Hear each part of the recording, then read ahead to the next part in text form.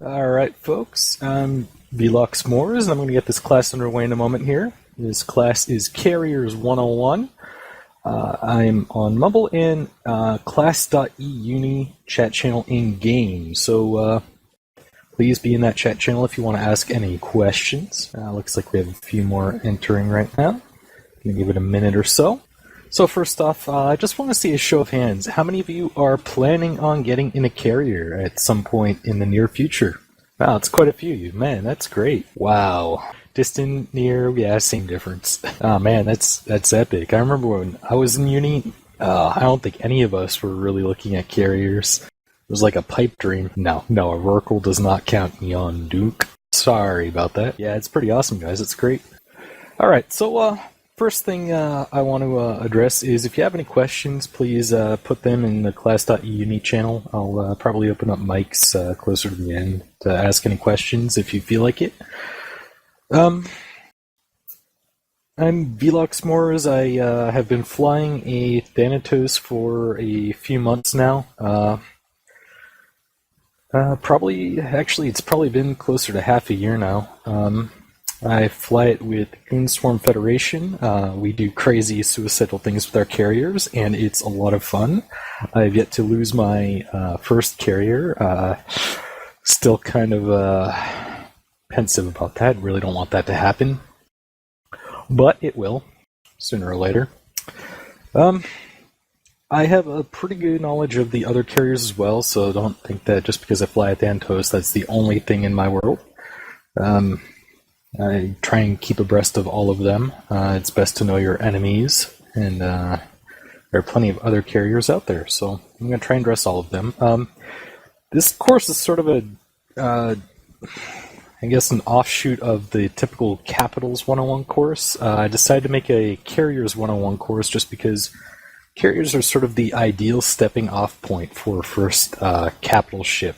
They're a little bit cheaper than a Dreadnought. They're far more useful both for yourself personally and for your corporation or alliance. They are very versatile ships, and really I urge anybody who's looking at getting into capital ships anytime in the future to check out carriers first. We'll see how things go. There are a lot of changes coming up with capital ships in the near future. Crucible is going to bring quite a few of those, and I'm pretty sure CCP intends to keep tweaking them as they go. But at least for the time being, carriers are a very good starting point for a subcap pilot looking to get into capital ships. So the first thing I want to do before all else is dispel some myths about carriers and dreadnoughts, actually. One of the big things that people get confused about when they see a capital ship is they aren't sure if they're subject to electronic warfare, logging mechanics, if they go through gates, stuff like that. So first thing I want to address is, can they be tackled? A carrier and a dreadnought can be tackled like any other subcap ship. You just need to get a point on them, and they aren't going to be able to jump. This is exactly what I'm talking about. Leontine Gitaru mentioned Hicks, which are heavy interdictors. Hick is a ship that has a special module in the high slot that, using a script, can actually tackle a supercarrier. Supercarriers are the ones that can't be tackled normally, so you're going to have a Hick if you want to tackle them. But normal carriers and dreadnoughts are completely subject to normal tackling. In addition, they need a lot of capacitor to jump, so if you newt out a carrier, he's not going to be able to jump out of a system. You still warp around, but you're going to have a tough time getting out of a system if you don't have enough capacitor. So docking is another thing that people get confused about with capital ships. Carriers can dock, same with dreadnoughts. The supers cannot dock, though. So if you have a super carrier or a Titan, those are always in space. People sit in them permanently or have alts to hold them in the meantime. But carriers and dreadnoughts absolutely can dock. I have a few questions popping up here. Earthburden asks, what about bubbles? Bubbles do affect carriers and dreadnoughts normally, but not super carriers or Titans. So if you're in a By bubbles, he means a warp disruption bubble, either from a heavy interdictor, a interdictor, or an anchored module. They absolutely will affect carriers. And a question about fittings came up. I will definitely get to fittings in this course, so keep your pants on. We'll get there. And a question: can you make a good ISK in a carrier? Yeah, I suppose so. I mean, some people use their carriers for like PvE and transporting stuff and things like that. But realistically, I don't know. I personally prefer subcap ships for my PvE purposes. I know a lot of people have been known to use carriers for level 5 missions. I hear that's good ISK. I have never tried it myself, but I just use a Tengu, and that works wonderfully for PvE. And Craven asks, how long would it take to pay off a carrier? It depends on what you do. Most carrier fits are, at least currently, just a little bit above 1 billion ISK, so probably maybe 1.2, 1.3 billion ISK. If you have a solid income in EVE, it really does not take that long to pay it off. And the other myth I wanted to dispel, I got off on a little tangent there, sorry about that, but carriers, Dreads, super carriers, and Titans all cannot use gates or jump bridges. So if they want to get from system to system, they have to use their jump drive. Something to keep in mind if you ever see a capital ship on a gate, just bear in mind they are not going to be able to jump through that gate. That's why you'll sometimes hear people say capital ships should never be on gates. It's kind of a bad place to keep them, because you never know what's going to be on the other side of that gate. Somebody mentions if you have to ask about the price, you can't afford it. I wouldn't go as far to say that. It's one of those things where if you have the skills for it, you're probably making enough ISK that you can afford it, just depending on the sort of gameplay, game style you have. But I won't go so far as to say that if you have to ask about how much it costs, you can't afford it. It all depends on the person, really. So, just getting into some of the basics about carriers.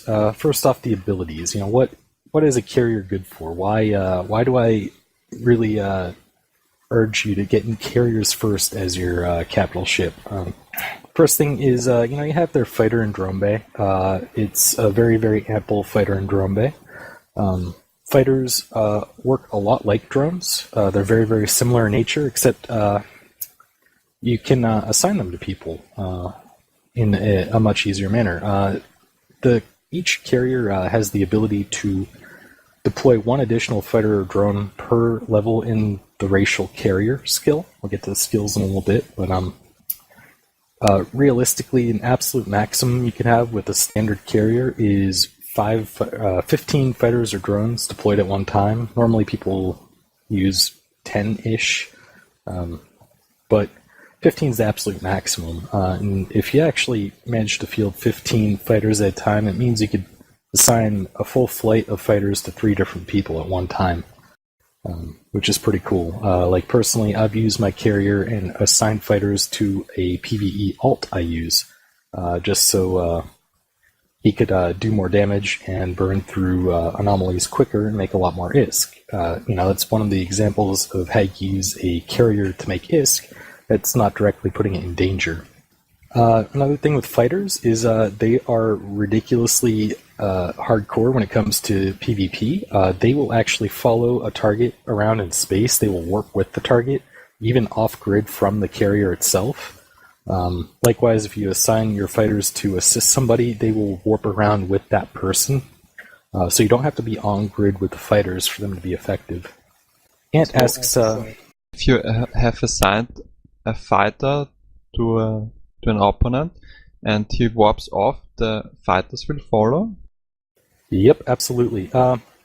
The one thing you want to worry about with that, though, is if that person warps to a boss that's friendly to them, your fighters are not going to survive very long, and they are quite expensive. So, yeah, I mean, it can be a really, really cool thing to have somebody warp away from you and expect that they'll be fine, but it can also be a double-edged sword. Ant asks, how does aggression and fighters work? If I assign fighters to a person and that person aggresses, I don't recall offhand, actually. I'm pretty sure that if that person aggresses, they get the aggression timer. You do not. But don't quote me on that. I'm not absolutely positive on that one. Earth Burden asks, isn't fighters about a cruiser-sized drone? I think they're a little more like a frigate-size. I think each fighter does about 100 DPS. And yeah, they have a pretty good amount of effective hit points for, what I normally consider to be a large drone. But yeah, they're basically like your own little small ship that you can control. Kaylin Almieri asks, can you assign fighters from within a POS? No, you cannot, but you can be on the edge of a POS. So take the example, I'm assigning fighters to another player in system. I could just sit on the edge of a POS and be ready to, move inside of the POS should a hostile enter system. The fighters will then return to me if that happens. Bizarre Monkey mentions supers can be bubbled. I didn't realize that. Gath Renan asks, do you get on the kill mail if your fighters and the kill are off-grid? Yes, you absolutely do. He asks, will they cross the system? Yes, your fighters will cross the system. Dabank asks, so fighters will psychically follow you to spots, safe spots and stuff? Yes, they will. So if you have your fighters deployed and you warp, they will warp with you. Seamus asks, will the fighters return automatically if the carrier enters a force field? Yes, they will. What will happen is if your fighters are elsewhere assisting somebody or fighting somebody, and then you enter a POS shield, the fighters will return to you. You don't have to do anything to get them to do that. They will automatically return to you. Ant asks, will the fighters go into a different system through a gate? No, they will not. They stay in the same system as you. Kaylin asks, how far away can your assigned friend be to receive fighters? Anywhere in the same solar system as you. You can assign fighters. So you have to be in fleet with them. And highlight the fighters you want to select to assist somebody, and then right-click, and almost like you're assigning drones to somebody that you're on grid with. It's the exact same concept. So that's the basics of fighters. Really, once you get into the habit of using them, 90% of the time you just treat them like regular drones and kind of forget about all their cool little features that they can do in addition. But it's good to keep that in mind. Usually you don't even use fighters, really. Drones tend to be used just as often. Here's a good question I didn't address. Kaylin Huron asks, what is their cargo and bandwidth? I'm going to double check this. There I linked a Furbold, which is the Galente fighter. It has a volume of 5,000 cubic meters. Which is okay in a carrier since your drone bay is always 100,000 cubic meters. Here's my Thanatos fit, just for anybody interested. If you go to show info on that, you can see all the details about the Thanatos. As for the bandwidth, you have to look that up too. The bandwidth on a fighter is only 25 megabits per second, so it's basically the same bandwidth as a heavy drone, but the mass is much, much higher on a fighter. So the other unique feature, if you're coming from a subcapital ship, when you jump in a carrier, you're going to find that you have a typical cargo hold, which is only 875 cubic meters, which is kind of small, but to help with that, there's also a Corp hangar array on your carrier. Now the Corp hangar array works almost like another cargo hold, and it's 10,000 cubic meters in size. So a lot of your spare modules, it's very, very common that you'll carry spare modules with the carrier, will be held in there, or spare fuel. I have a question from Yurth Burden. It looks like having T2 Heavy and Sentry drones skilled up is a good idea. It absolutely is. I think you pretty much have that just from the prerequisites. You're going to need to get heavy drones to 5 and Sentry drone interfacing to 5, but realistically, you absolutely want to have that if you're going to be flying a carrier in PvP. I use my carrier quite a bit even before I was PvP ready for it, just as kind of a logistics sort of ship to move things around the EVE universe, and I was A-okay with only using Tech 1 drones for that. Had somebody comment on the cargo hold. The cargo hold really can't hold a whole lot. Relatively speaking, it's It's quite small. It's 875 cubic meters, and you can't really fit a lot of fuel in there. Normally, I just keep the things that I need to absolutely use, that need to be in your cargo hold to use, like scripts, spare scripts, some spare nanite repair paste, stuff like that I keep in my cargo hold. The corp hangar is where I store all my spare modules and spare fuel. Gath Fernan asks about the fuel usage. There's actually another bay on top of your corporate hangar bay. I haven't really gotten there yet, but you also have a fuel bay, which is 3,000 cubic meters.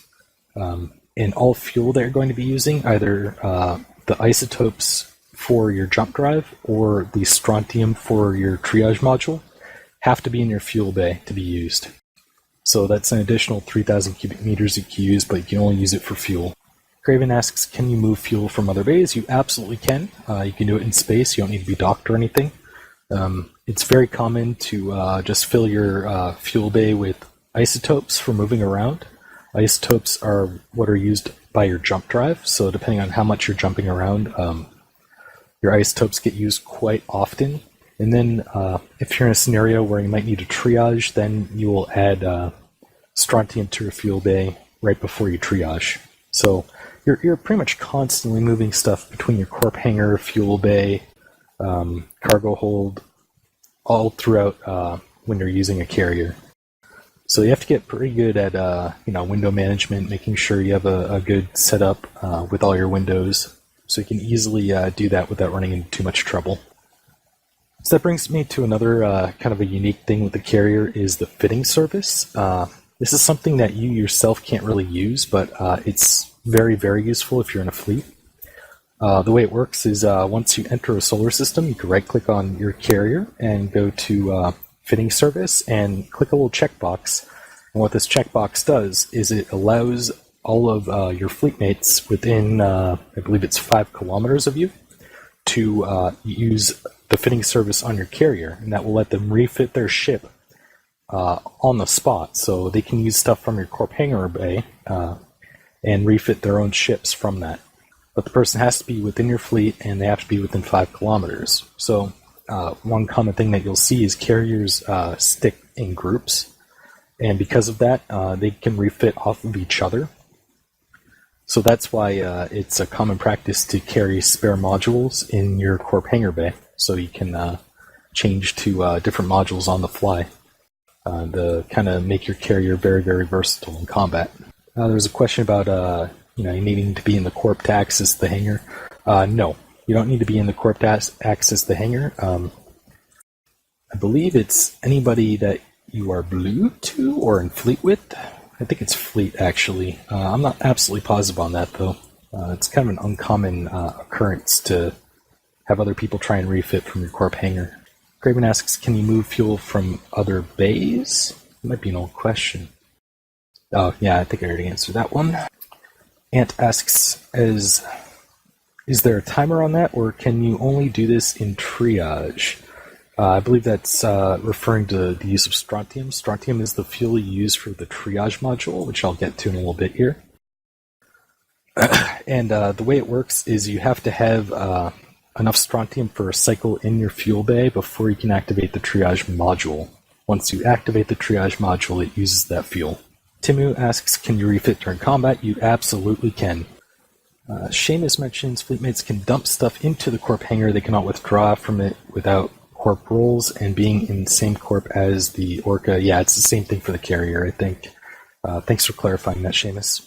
And Gath points out that fleet members can steal your ships if the box is checked on your fitting service. Yeah, normally I don't worry about that too much. If they're in your fleet, and you're in a carrier, you're there to help them, and they really don't want to piss you off because then they won't receive reps from you. So, yeah. So, on top of all of the other bays, you have your fuel bay, corp hangar bay, your regular cargo bay, your drone bay. You also get a ship hangar. This is a 1 million cubic meter bay, which is massive, but the use of it is you actually store fully assembled ships in there. The ships absolutely have to be fully assembled. You can't put a repackaged ship in there. But it's a massive bay, so it's pretty useful in that regard.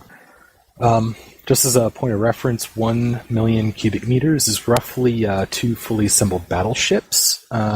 But if you're moving around something smaller, say battle cruisers, cruisers, frigates, you could fit quite a few more than just 2 ships in there. So this is one of the reasons the carrier is a very useful ship outside of combat. It can be very useful for moving around rigged ships. One thing to note, if you ever plan on using a carrier's ship maintenance bay, is the ships can only have charges in their cargo bay before they enter the carrier. That means only ammo or nanite repair paste, for example. They can't have modules in the cargo bay. They can be fit to the ship, they just can't be in the cargo hold of the ship. Yes, and scripts, and no exotic dancers. Unfortunately. That's what the Corp hangar bay is for. You can hold 10,000 cubic meters of exotic dancers there. Yeah, Seamus has been kind enough to link the size of some of these ships when they're fully assembled. The Ishkur, for example, which is a cruiser-sized ship, frigate-sized ship, is about 30,000 cubic meters. The Blackbird is around 100,000 cubic meters. That's a cruiser. And the Brutix, which is a battle cruiser, is around 270,000 cubic meters. So roughly 3 battle cruisers, about 10 cruisers, or a whole lot of frigates. Ant asks, can the ships be full? They can be full of only charges, so it can only be ammo, scripts, or nanite repair paste. Regular modules or anything else you cannot put in the cargo hold of the ship if it's going to be transported by a carrier. Sarah Cole asks, so once in a carrier, you're stuck there, or can you take one of the ships out in the hangar bay? And if so, what happens to the carrier? You're kind of stuck there. I mean, I guess technically you could jettison from the carrier and jump in a ship from the carrier's bay if you eject the ship first, but then the carrier will just sit there. So the only way to really get out of a carrier safely is to dock up and manually change ships from there. Stone Cunning asks, so a carrier can have a clone VAT or only a super carrier, and how does that work? Can people basically jump clone to it and get out in one of the dock ships? I think only a super carrier can do it. I know a carrier cannot, regular capitals cannot, and I'm not really positive on how it works. I haven't really played around with the clone VAT bay, but I know regular capitals cannot use them. Kalian asks, can carriers move around? Hi, Sec. There were some that were built before CCP changed this, but for the most part, you won't find carriers in HiSec because they are not allowed to go there. That said, some were built before CCP changed that, and they're very, very rare, and they're pretty well known. For example, Kriba's Dreadnought that he uses to mine Veldspar with. The Veldnaught. Yurth Burden asks, what is the flavor of the month carrier for nullsec use? I'm a little bit biased. I like the Thanatos personally. It's a very, very versatile carrier. It gets a bonus to fighters as well as remote reps, so it's a very good logistic ship, and it could also use fighters pretty well. So it's very good. The other one, as Gathrenan points out, is the Archon.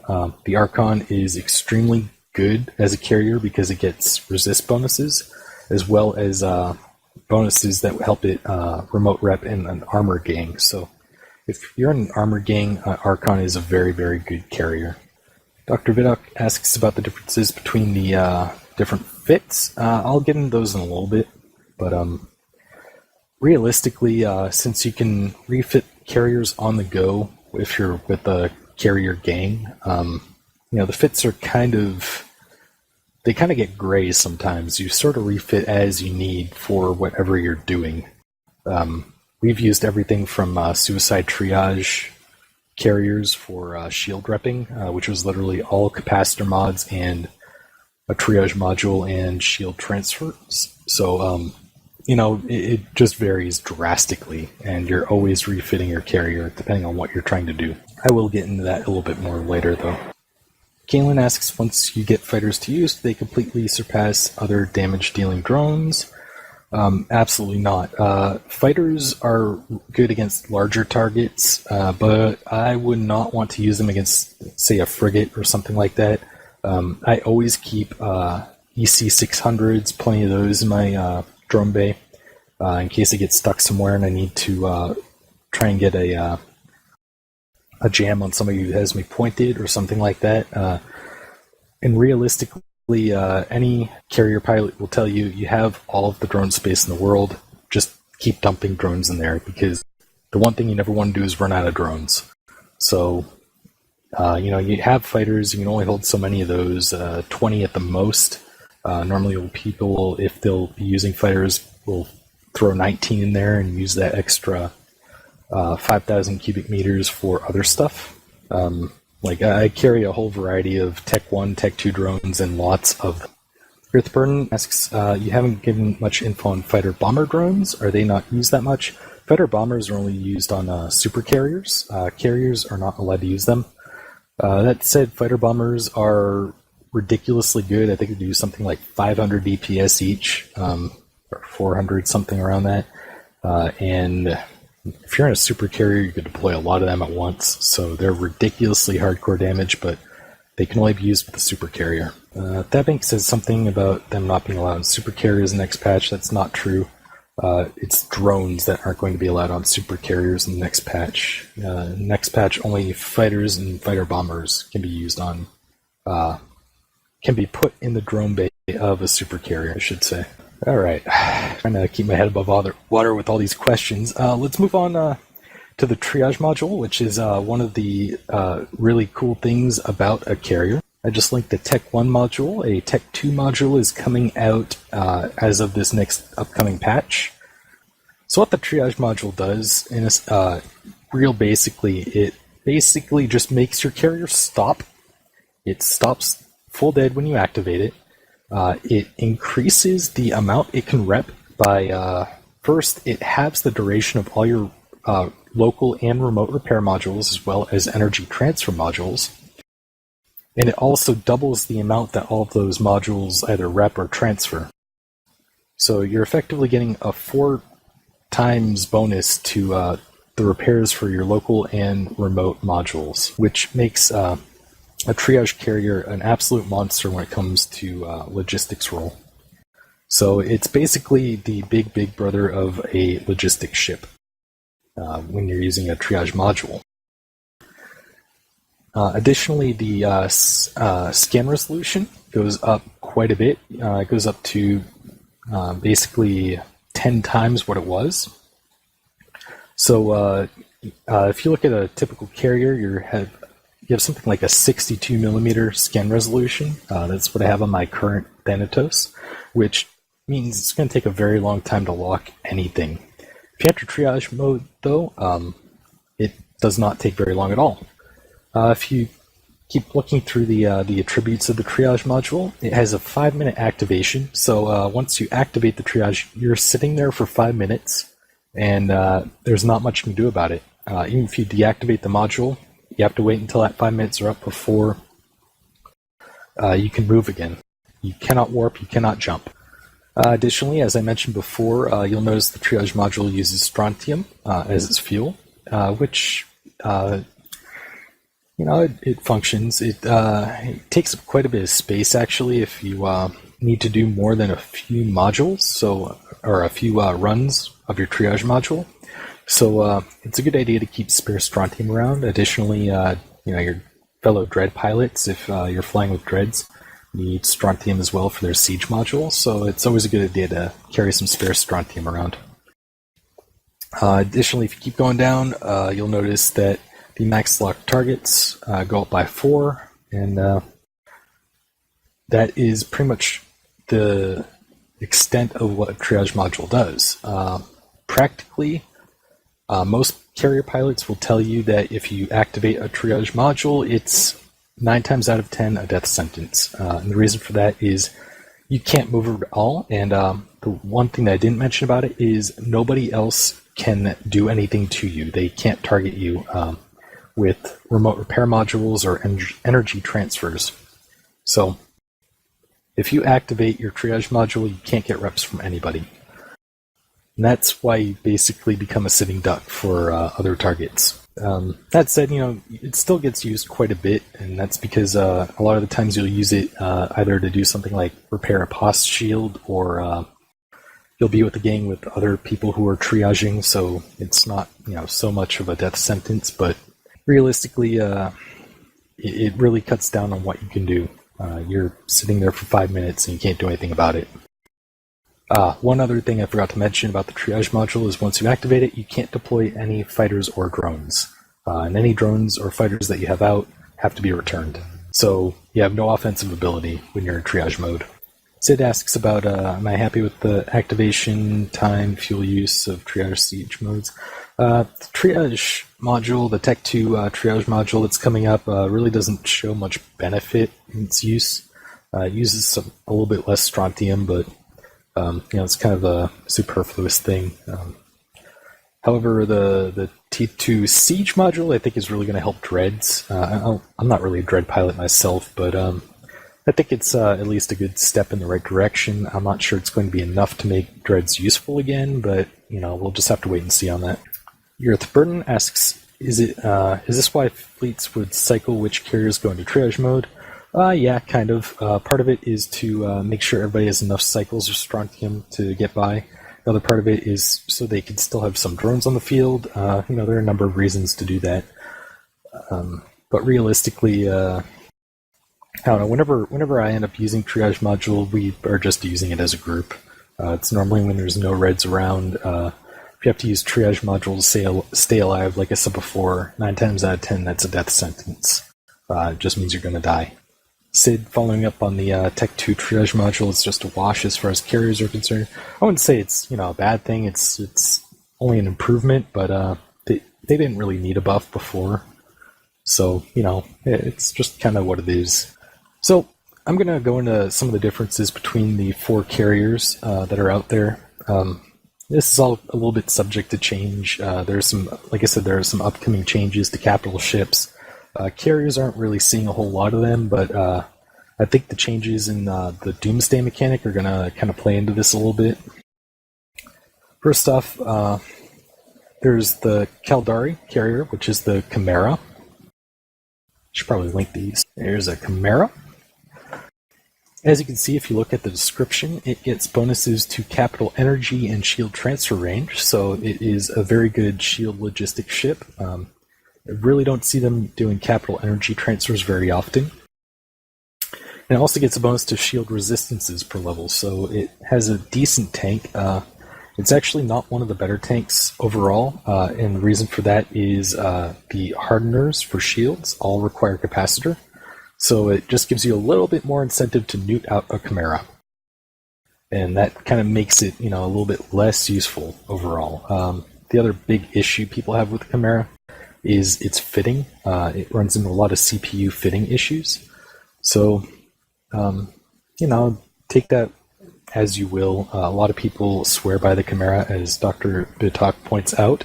It can be a very good ship depending on how you use it. So, I wouldn't say don't get a Chimera, but there are some things you have to work with the Chimera. Let me put it that way. The next one is the Archon. This is the Amar carrier. Just linked it there. It gets bonuses to armor resistances, so it's a very good armor tank.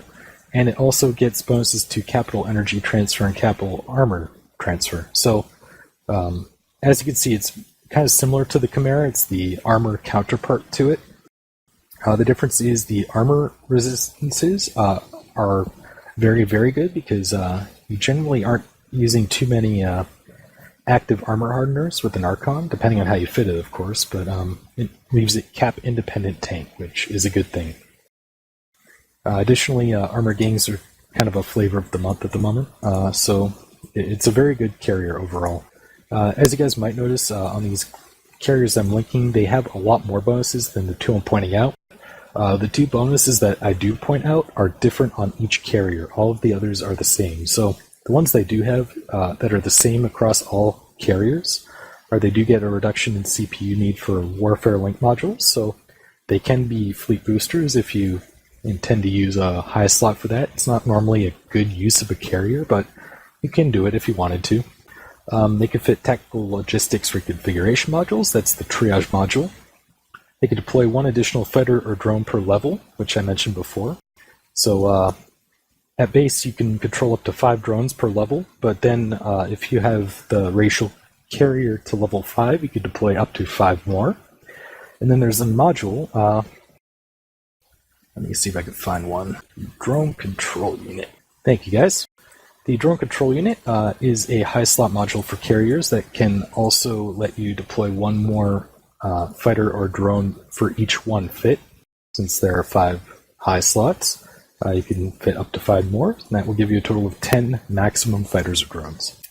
And the other bonus that you'll see if you look at carriers' bonuses is a 200% bonus to fighter control range. That's kind of superfluous since they can warp around and stuff, but just know that it's there. Alright, moving on to the Galente carrier, the Thanatos. Alright, thanks Dr. Bitok. The Thanatos is a very, very versatile ship. It can work in a armor or shield gang, so it kind of traverses the difference between the Archon and the Chimera. As you can see, it gets bonuses to shield and armor transfer range. That's where that comes into play. Instead of a 5% resistance bonus, as you saw with the Chimera and Archon, it gets a 5% bonus to deployed fighter damage per level. So it has a little bit of a weaker tank than the Chimera or Archon, but it makes up for that by being able to do more damage with its fighters. Additionally, since it can work in a shield or armor fleet, it makes it a very versatile carrier and can be used in most circumstances. If you're flying an Archon, you're kind of stuck with armor fleets. If you're flying a Chimera, you're kind of stuck with shield fleets. And lastly, we have the Nidhogger. The Nidhogger is the Minmatar carrier. It is usually an armor tank ship. It can do shield as well. But a lot of people are are a bit speculative of hopping into a Nidhogger, and the reason for that is it gets the 50% bonus to capital shield and armor transfer range, just like the Thanatos. But it also gets a 5% bonus to capital shield and armor transfer amount per level. So the Nidhogger is the best logistics ship as far as carriers go. The problem is it always gets primary because of that. If somebody sees a Nidhogger on field, it's pretty much instantly primary. Gath mentions all Minmatar Cat ships are terrible. True, absolutely not. The Nidhogger is a great ship. The problem is it's very liable to die. The Naglfar is a good dread. It's just, takes a lot of skill to fly. The Hell is terrible, I'll give you that. And Ragnarok, yeah, it's a Titan, who cares? So, as I mentioned with the Nidhogger, it's not a bad ship at all. It gets a bad rap because very few people want to fly it. The other reason you might not want to fly a Nidhogger is the Hell is really, really bad. That's the super carrier that you would move to from a Nidhogger if you intend to move to a super carrier. Likewise, if you're flying a Thanatos, you'd be moving into a Nyx. The Nyx is a very, very good super carrier. If you're flying an Archon, I don't remember that super... Aeon, thank you, yes. If you're flying an Archon, you move up to the Aeon. Aeon is a very good super carrier. And from the Chimera, you're moving up to a Wyvern, which is pretty bad. So bear that in mind if you are intending to eventually sit in a super.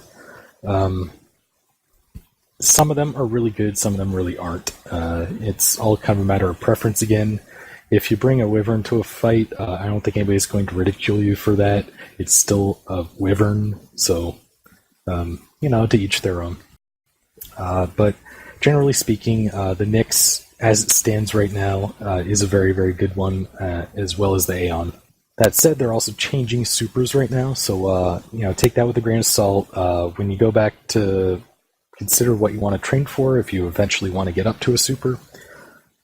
Think about, what the changes are and how they're going to affect it. The Nyx is still probably going to be pretty good. The Hell is getting a little bit better, so it's still awful. I'm sure they're just going to keep changing these as time goes on. There's a lot of tweaks that need to be done to supers right now, and I think CCP is really going to start to crack down on that. So let's get to the skills required to fly a carrier. I'm sure if you guys are looking at flying a carrier, you know the basics. You need to have the ship prerequisites to get into it. That's just the basic stuff. You need your racial carrier skill, like Galente carrier, Minmatar carrier, etc. As Silex points out, a Sinowall is very, very useful. I wouldn't say it's required, especially if you're in a alliance or corporation where you have trusted people that can do that for you, but Yeah, I highly recommend having a Sino Alt. A lot of these skill books do cost a lot of ISK, as Zerth Burden points out, so if you're looking at skilling up to a carrier, don't just look at the skills and think, okay, I'll just pick up the skill books as they go. You're really going to want to plan out your ISK with buying these skill books, because, yeah, some of them are very, very expensive. And no, Dr. Vidok, I'm not going to acknowledge the Revenant. It doesn't exist, and it's just a big flying poo. Alright, so, you have your racial carrier skill, your capital ship skill.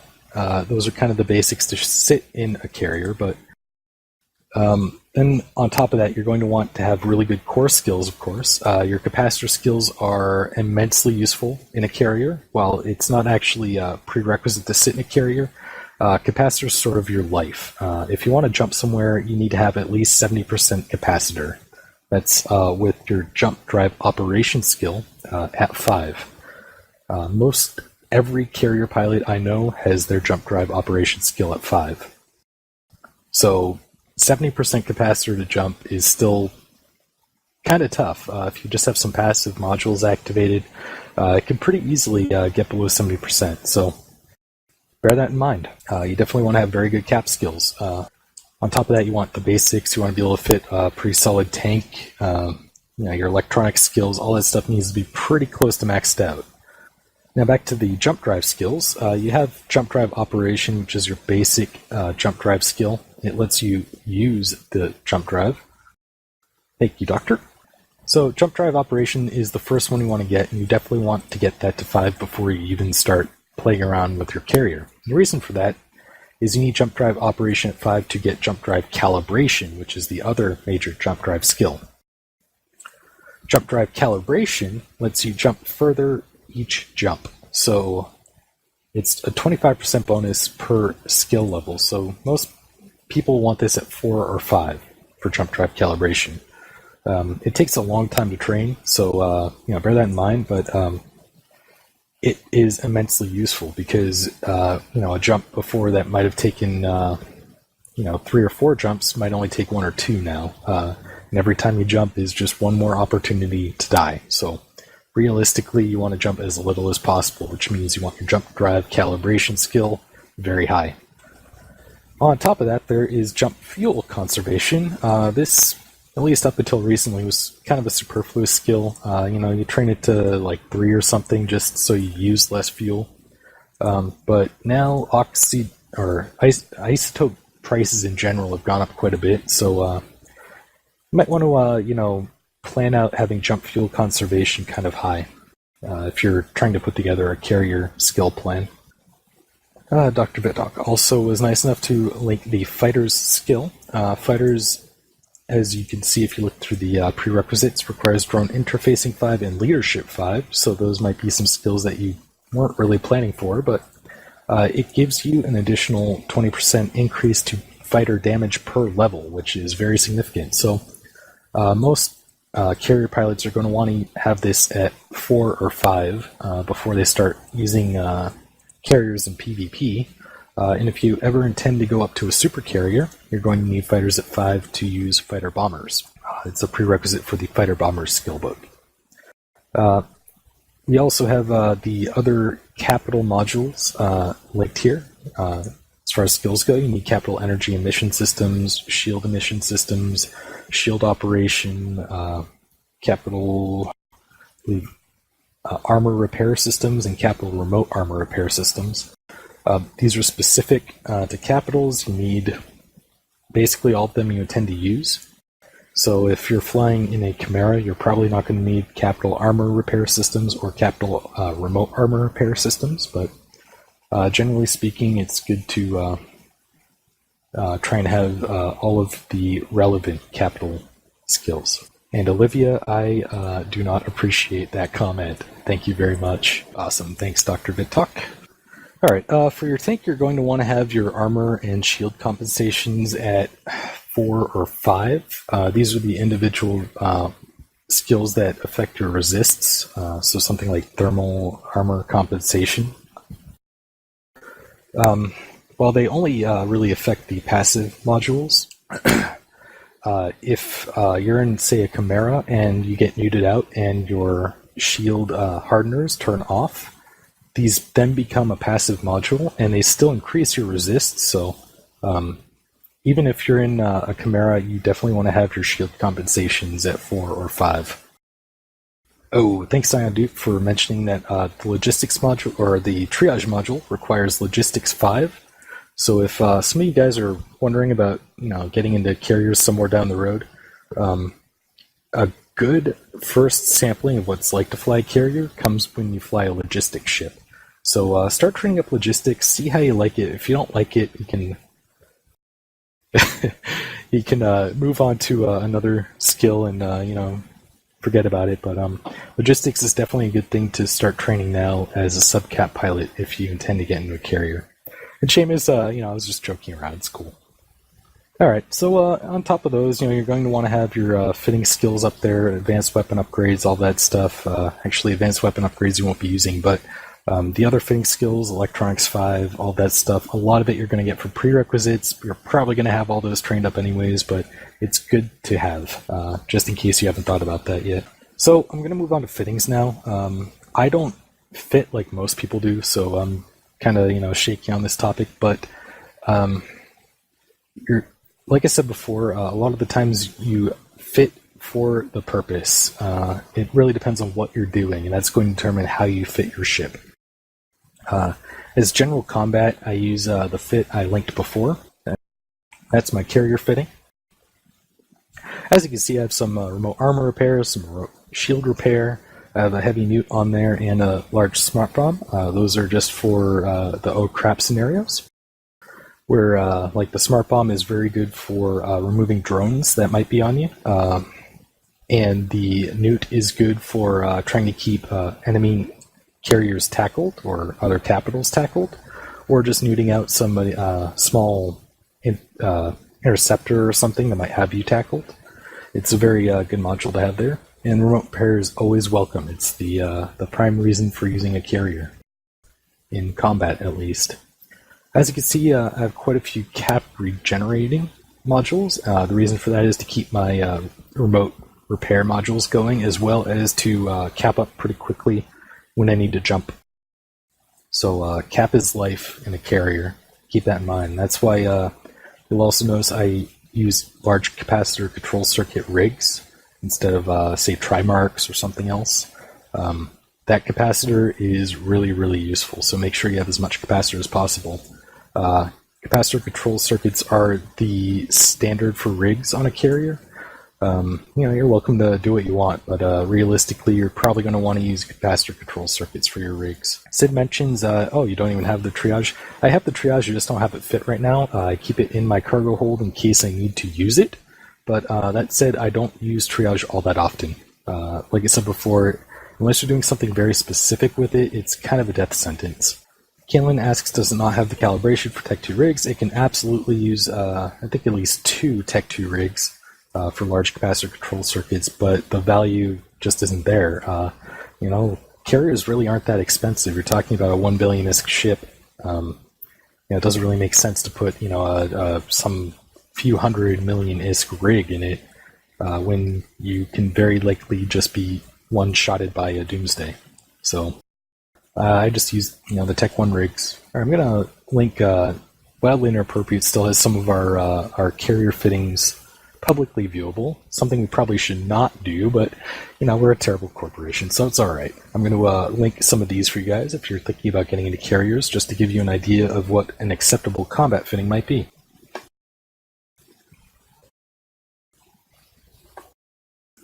So those are the fittings for the 4 carriers. You guys are welcome to look through those, steal those, do whatever you want with those. Those are just kind of general combat fittings. They work for us. If you're not with another, carrier blob or something, you might not want to use some of those modules. You really need to learn how to fit for the situation. These are just kind of samples of what would function in a lot of scenarios. I have a question about Wildly Inappropriate. What happened was we used to be an alliance, Wildly Inappropriate Alliance, and we decided it would be easier just to become a Uber Corp, so we're now just one extremely massive corporation, and we're part of Goonstorm Federation now. Alright, so another thing that is good when it comes to fittings for a carrier is what's called the survival kit. Normally you'll carry around your basic modules that you might be using, swapping out, etc. But it's a good practice if you're in a carrier to also carry around what is known as your survival kit. These are just the basic modules you're going to want to use in emergency situations, or as situations come up that can really help you stay alive. And I linked most of it there. A little bit of it got cut off, but that's all right. I'm going to go over these. The first one you want to have is 2 of each specific hardener. These are just to swap in case you do have to go up against a specific damage type. It makes it easier to stay alive, get remote reps on you, and basically just survive in a combat situation. Being able to refit on the go is immensely useful because of that if you're in a game. So that's why you keep those there. You have ECCM. Carriers are absolutely vulnerable to ECM. So, if you're a E-War pilot, for example, my Thanatos is sitting with 76 points of mag strength, so it is pretty high, but considering what would happen if you jam a carrier, it's a significant detriment. So, bear that in mind that they are jammable. If you don't see them running ECCM, it might be worth the shot trying to jam them. A few capacitor modules, those are absolute musts. You definitely want to have spare capacitor modules as much as you can. Some people even carry, I believe it's the Mind Flood boosters. If you get into a situation where you really need to cap up quick, those help your cap regeneration rate. A spare stasis webifier and warp disruptor. I realize this is not a tackling frigate. Yes, I absolutely realize that, but if you're in a carrier or a capital blob, say with supers, you're basically the tacklers of the group. So if you're up against, say, another cap blob, your role is to kind of tackle people. The web is more just to put on other ships so they can web you if you need to warp quickly. I wouldn't actually fit that on the carrier. Tenodor asks, while scrammed or ECM'd, you can still change your fit from other carriers in a carrier fight. Absolutely. You do not need to target the other carrier. So you can still refit even if you're jammed. Moving on, a sensor booster. Most carrier fits do use sensor boosters just to help the ridiculously low scan resolution. Additionally, if you get remote sensor damped, you could pop in a targeting range script to help counter that. And Dabink asks, out of curiosity, if you needed to escape, could you align, swap out all your lows for warp core stabs, and go? If you have other carriers present, sure.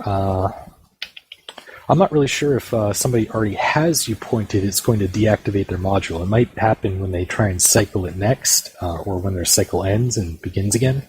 It might not let them continue to keep that point on you. But I honestly have not tried it myself. Realistically, if you only have one person pointing you, it's pretty easy to get away from them just by deploying some ECM drones and jamming them that way. If you're popping out even 10 EC300s, you're going to jam a frigate really easily. That mentions they don't deactivate points. Yeah, I realize that. What I mean is it might not recognize that you have enough warp core strength to get away from him until that next cycle on the warp disruptor. I think the way it works is it rechecks every time that unit cycles. So he had you pointed, and it won't actually change until the cycle ends and tries to start again. Would it take into account your warp core stabs? Yurth Burden asks, how fast do carriers move around? Orca fast, freighter fast, go take a bio break fast. It's a little bit slower than Orca, a little bit quicker than a freighter. They aren't exactly speedsters, so to speak, but it's not going to take you. You don't have to, go to sleep to, wait for it to warp around. You're not that bad. Taloon asks, can a Doomsday device kill all ships in one hit? They can kill all subcap ships in one hit. As it currently stands, they can kill most carriers in one hit, depending on which type of damage you're dealing and the resists on the carrier. But Doomsdays will normally kill a carrier in one hit. So that's something to be aware of. And one thing I want to mention about the upcoming change is Doomsdays will no longer be able to target subcap ships. So target number one for a carrier is going to be, for a Titan pilot with a Doomsday is going to be a carrier. So if you're in a carrier, you're probably going to get Doomsdayed after the patch. So that's something to keep in mind too. Devink asks, is it possible to fit a carrier to tank a single Doomsday? Yeah, probably is. The issue is you're generally going to want to have your capacitor control circuit rigs in. If you want to survive a Doomsday, you're probably going to need field extenders or Trimarks, and that means your cap is going to suffer. I wouldn't say it's impossible, but it's impractical to try and tank a Doomsday. Continuing down my list, you have the sensor boosters, which I mentioned, a few targeting range and scan resolution scripts, always good. A spare Sino field generator. If you're moving around with caps, it's always good to have spare Sinos around. And the part that got cut off was 500 liquid ozone. It's always a good idea to carry extra liquid ozone for Sino pilots. All right, I'm going to get into the moving and jumping section now. That's kind of what we began to touch on here. First off is how to jump. The prerequisites for jumping in a carrier are you have to have at least 70% capacitor, assuming you have jump drive operation 5. You cannot be pointed or in a bubble or have a session change timer. You have to be in fleet with a pilot who has lit a Sino within your range. Your range, of course, is calculated by your jump drive calibration skill. Alternatively, you can jump to a Sino beacon in nullsec if you are part of an alliance that has Sino beacons within your range. And if you're in fleet with that Sino pilot or have a jump beacon in range, you right-click on your ship. There's an option, jump to, and then there's a list of every Sino beacon or Sino pilot in your fleet that's in range. So then you click on that person or that place, and you will jump to them. Which brings me to my next point. If you're planning on getting into a carrier, I would honestly spend some time considering getting a Sino alt if you don't already have one. Oh, Dr. Vitok linked a jump bridge. That's a bad thing to do because carriers cannot use jump bridges anymore.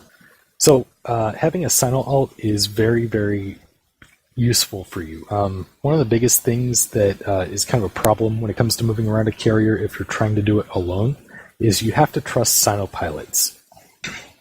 It's very easy to Sino somebody into a hostile gang if you're a spy or something like that. So having your own personal Sino pilot that you just dual box is the best way to go about it. You don't have to trust anybody that way. Thanks, Dr. Vitok linked the Sinosaural Field Generator and Sinosaural Generator Array. That was Olivia that linked the generator array. Generator arrays you don't see too often, but they are very nice to have if you do have that luxury. The field generator is probably your most common way to get around. A Sino pilot or a Sino alt will normally use a frigate to do this.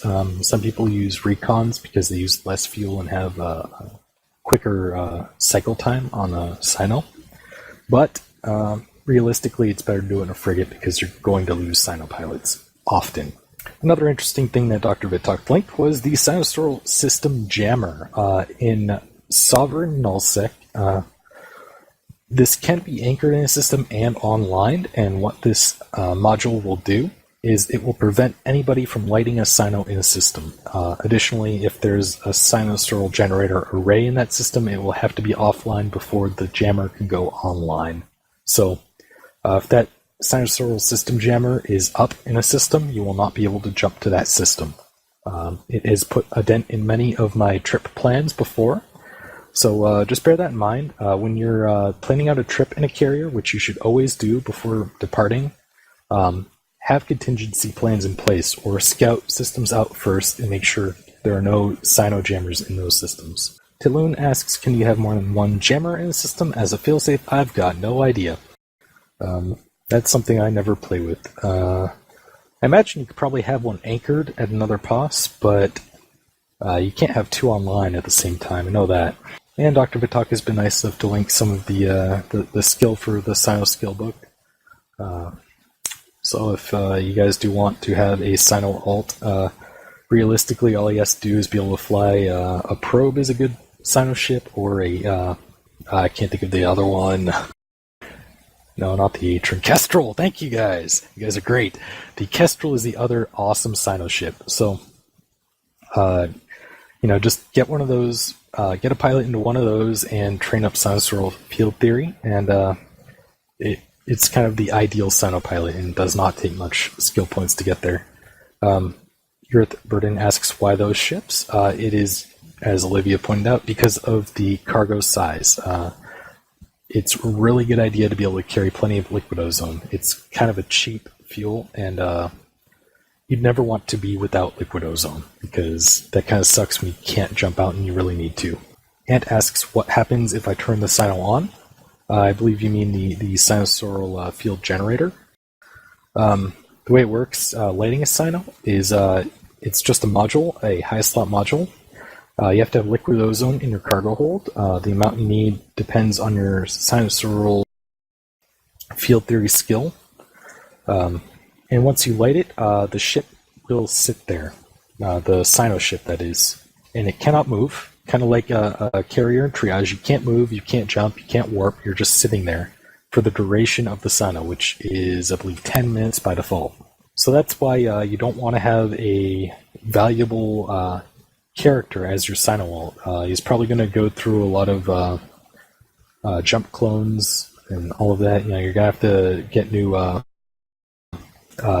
clones pretty often because you do die a lot. It's also a good idea to use some of your ship maintenance bay in your carrier to carry spare Sino ships, because you will lose them. It's just the nature of the beast. You're sitting there. Sinosaural field shows up on overview for everybody in solar system, so anybody can warp to it, and because of that, you're going to die. In your Sino alt ship, that is. Kaylin Hearn asks, are Cov-Ops battleships any good for these roles? I believe you mean the Black Ops. Not really. Black Ops battleships deal with covert Sinos, which are a totally different beast. Ant asks, guess a cloak won't help? How many rounds of Sino fuel do you carry? Is 3 optimistic? The cloak won't help. You're within range of the Sino beacon when you light it, so you can't move out of range either. You won't be able to activate your cloak. As for fuel, I normally actually only carry one load in the Sino alt itself, and I carry spare liquid ozone in the carrier. That way, if somebody decides to blow up my Sino alt, it's not a big deal. I'm not really wasting that much liquid ozone. Jasper asks, does starting a Sino in low-sec make you flashy? Nope, not at all. You have not actually aggressed anybody. It does not hurt your security status or anything like that. All it does is basically put a warpable location on overview for everybody. That's the Sinosaural field. So you're probably going to die because of that. Just bear that in mind. But other than that, no, it does not make you flashy. Silex asks, what's the time delay on the Sino field statistic in the star map? I don't know what you mean by the time delay in the star map. Anyways, getting back to Sinos real quick, a few good ideas if you are going to be doing both the Sino and jumping to it. Sino at a station or a POS. That's the safest way to Sino. If you're within jump range of a station as a carrier, that's really the best place to be when you Sino into a system. That means you're going to be able to dock after a short session change timer. It's pretty safe.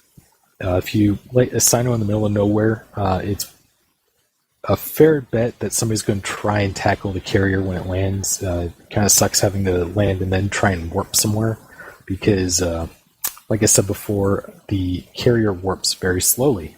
It's not the slowest thing in the world, but it still takes a long time to warp. Also, try and get an idea of what kickout stations are. You don't necessarily need to know all of them, but what a kickout station is a station that when you undock from it, you are basically out of dock range automatically. You don't want that. So if you're in a carrier and you undock, you don't want to have anything hostile be able to tackle you before you can get back to the station.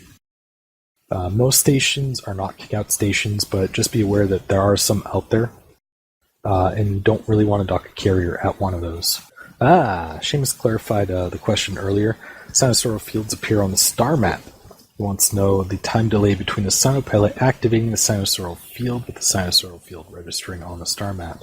I actually have no idea what it is. That's probably a good thing to know, too. So I'm going to definitely have to look that up. But I've never actually really looked at it. Realistically, if you want to stay safe in a carrier, just always sino directly to a station or POS. It doesn't matter how many people are waiting there for you. If you're within docking range, it's not terribly easy to bump somebody off of station in that session change timer amount of time. It's only a few seconds, so you're going to still be in docking range. So you don't need to worry as much about people when you're sinoing into a station, but or into a system at a station or POS, but just need to be kind of wary with the Sinopilot himself, that people aren't kind of hanging out waiting for you to light the Sino, because then they might be able to get a chance at it.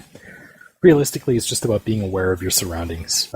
My rule of thumb is I just wait till there are no hostiles in system and then I light the Sino. Somebody happens to jump in right away, there's still a pretty good chance that nothing's going to happen. As Bizarre Monkey points out, there's a very good tip right there that everybody should be aware of. Never blind jump to a Sino. What he means by that is never jump to a Sino if you don't know what's in the system you're jumping to. A lot of times in larger alliances and the like, you might have multiple Sinos running at once or in a large fleet. Just always know exactly where you're jumping to. Dr. Vitok mentions always ask in Intel channel. I wouldn't even go that far. I'd want to see it with my own two eyes, personally. Some people trust Intel channels more than others, but disinformation could be very, very deadly. Sometimes people in Intel channels aren't exactly brilliant either, and they'll just say something stupid. So I wouldn't rely on Intel channels, mostly because you don't necessarily know the person that's giving you the Intel, but to each their own. Most of the time, Intel channels are reliable, so yeah, it's kind of a hit or miss thing. Dabink asks, if you light a Sino in docking range, can the Sino alt dock up immediately? No, he cannot. As long as you're sitting there with the module active, you cannot dock up with the Sino character. The other major thing I want to point out, this is a really good tip if you're planning a trip in your carrier. Plan it out to the T. What I mean by that is you want to plan out every single jump. You want to scout it out, if possible, beforehand. You really want to know exactly where you're going and what you're doing before you set off on a trip in a carrier. That said, I only really follow this rule when I'm alone. When I'm moving my carrier alone, I am meticulous about every single jump I have to make. That's the best way to keep your carrier alive. It's really easy to make some stupid mistake and jump to a wrong Sino or do something like that and end up in the middle of nowhere and be extremely vulnerable. And as Bizarre Monkey and Dr. Vitok just linked, there's a jump planner on Dotlan that's very good. I also use another one. Let me find that link. I also use this jump planner as well. They're pretty much the exact same thing, but they're both very good. They take into account your skill levels and tell you how much fuel you're going to need to make jumps and how many jumps you're going to need to get from point A to point B. Ant asks, are all Pater stations kick-out? I don't believe so. I'm not positive, though. Yeah, I'm pretty sure I know of a few Pater stations that are not, at least. Doradel Snipes asks, how much money can you make in a couple hours with a carrier? Depends on what you're doing with it. Like, for example, when I PvE, sometimes I'll like to use my carrier's fighters assigned to a Tengu, and that's just ridiculous. It's ludicrous, it's fun, and it's very quick ISK. I've never really compared how much better that is than it is without the fighters, but realistically, I would never use a carrier as my sole PvE ship.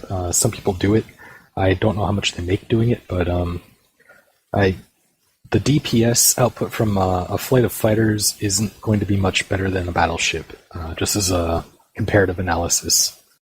So To each your own. If you want to use your carrier for PvE, have at it. You'll probably still get decent results with it, but it's far from ideal. Oh wow, Seamus just linked an article about long and short undocks and kickout stations. That is awesome. I haven't been able to find very little about kickout stations just going around, so yeah, you guys definitely save that link that Seamus posted. It's going to be completely valuable both as a PvP pilot or as a capital pilot. So a few tips for survival. The first one is a DD is going to one-shot you, especially after this patch, so just be prepared for it. If you're going to be in any sort of large fight, I would recommend getting insurance. DDs are something you always have to be prepared for. Before you even leave for any sort of anything that you're doing, really, you're going to want to double check everything on your ship. Check your fittings, check your corp hangar, check your fuel bay, check your drone bay, check everything. You have to be very meticulous about it. It does get to be a pain. I personally have set up a checklist that I run through before I undock for anything. It's just very simple stuff, but if you get too comfortable with the carrier, it's easy to forget some things. Yeah, Seamus pointed out the table isn't complete, but it's a lot better than most things you get. Likewise, if you're ever unsure about a station, if it's a kickout station or not, scout it out first. That's the best way to go about it. Another thing for upcoming... hang on just a second, Seamus. Yeah, go ahead. All right. On your overview, if you have the type column displaying, all stations have a type. For example, Aldrat 9 Pater Tech School, I believe, is of type Minmatar Research Station. I won't double check that right now. But all stations of the same type will have exactly the same geometry.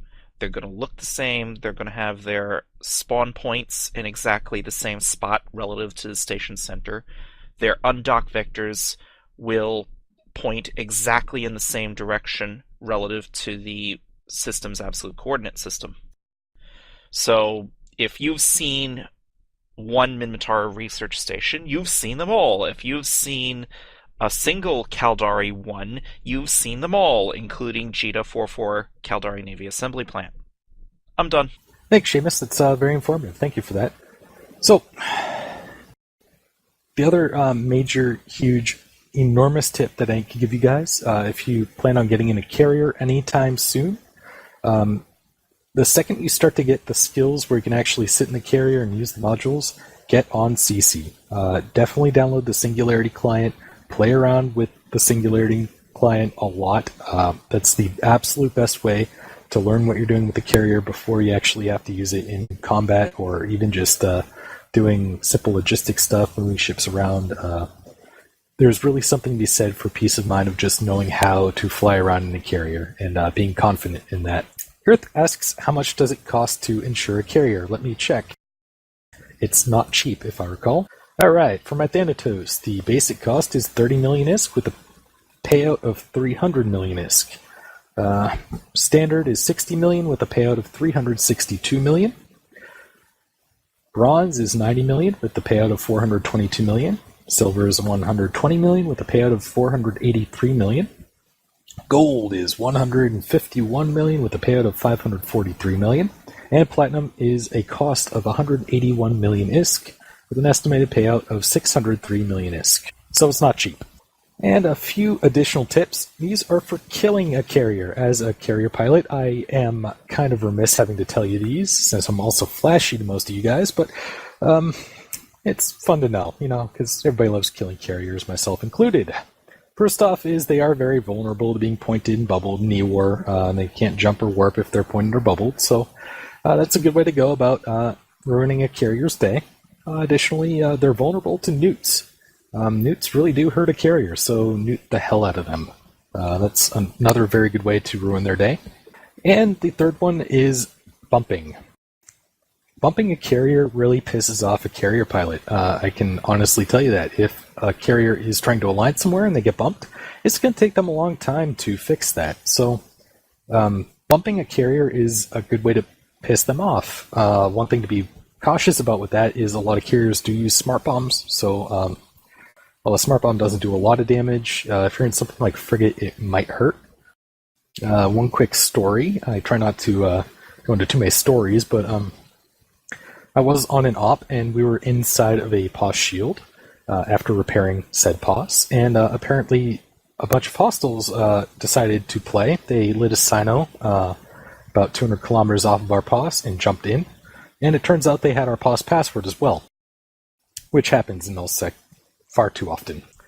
So, a Macarial with a 100 meganewton micro warp drive decided to have fun trying to bowl carriers out of our POS before we jumped out. They actually did manage to get one of us, and it is fully possible to do it. So, that's another thing to be aware of. That said, I believe that was all of the content I had for this class. I'm going to open up comms and chat channel for any additional questions. Duradel asks, how long does it take to change a POS password? If you have rights, it only takes a couple seconds. Anybody who does not enter the password, though, is going to get ejected from the POS at a ridiculous speed, though. No questions. Come on, guys. Somebody's got to have a question. Ghana asks, hypothetically, what is your POS password? My POS password is I hate Ghana. Your Burden asks, sorry, go ahead. I was just going to say, it might be good to talk about the support fleets that support the carriers. It really depends on what you're doing.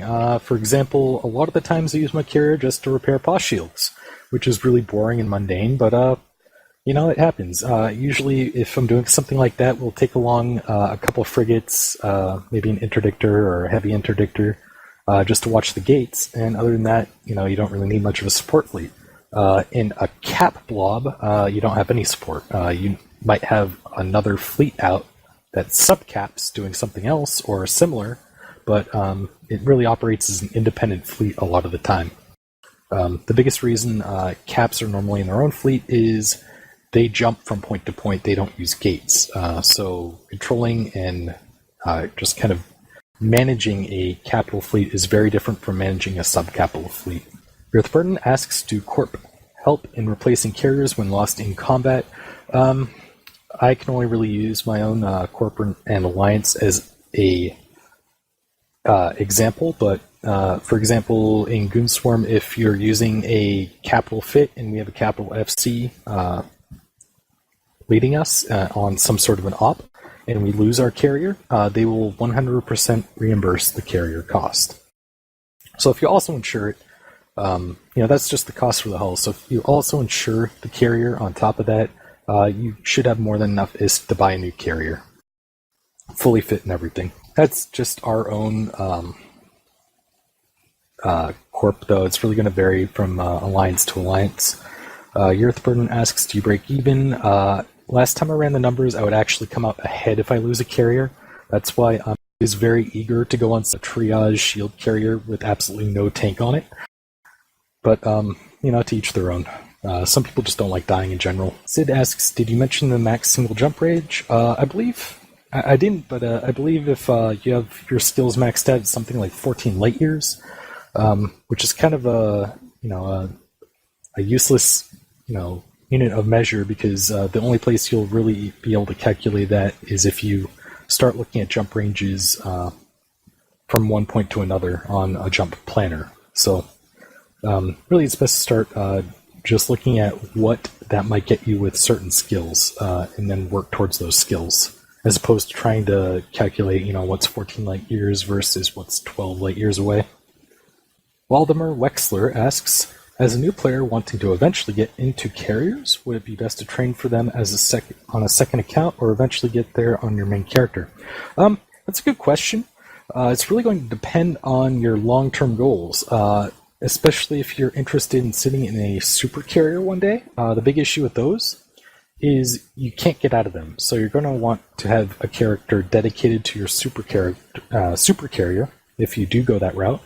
If you're just flying regular carriers and that's where you want to stop, I would not say you should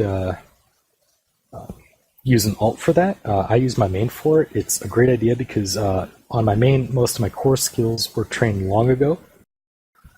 Having those core skills trained is a great benefit to a carrier pilot, so you already have all of that out of the way. It just kind of saves on training time overall. Drifter asks, say you are a new pilot in EVE. with flying a carrier as your goal, roughly speaking, how would you get there efficiently? I can't say there's an efficient way to do it. Realistically, make sure you get to Cybernetics 5 first, get +5 implants, be hardcore about it. But there are just so many skills you need to get there if you're starting fresh that it's going to be a long time. You have to really be prepared to endure it. I really would recommend Carrier as more of a jumping off point if you're already used to flying logistics and battleships, just as sort of a next step in your EVE career instead of just starting out and saying, I want to fly a carrier. Because there's a lot of experience you get with those subcap ships that really does help you with a carrier down the road. Forsaken asks roughly how much does a fully fitted carrier cost? It kind of depends. I believe with fighters and capital modules and all of that together, I've seen some selling for 1.1 to 1.2 billion. I think the actual cost of them in most markets closer to 1.4, 1.5 probably. It just depends on which modules you use and all of that sort of stuff. How many fighters you get. Fire Stargazer asks, do most super carrier pilots have a holding alt for their super, or do they use a fully trained dedicated alt? Yes. Some super pilots go one way, some super pilots go the other. Personally, I would much prefer to have a holding alt myself, but realistically, if you want to get a carrier pilot to a holding alt status, they have most of their required skills trained to be a proficient super carrier pilot. It's not that much more training. So, realistically, you can go either way with it. Earth Burden asks, does Wildly Inappropriate encourage their pilots to get into more carriers and beyond? Absolutely.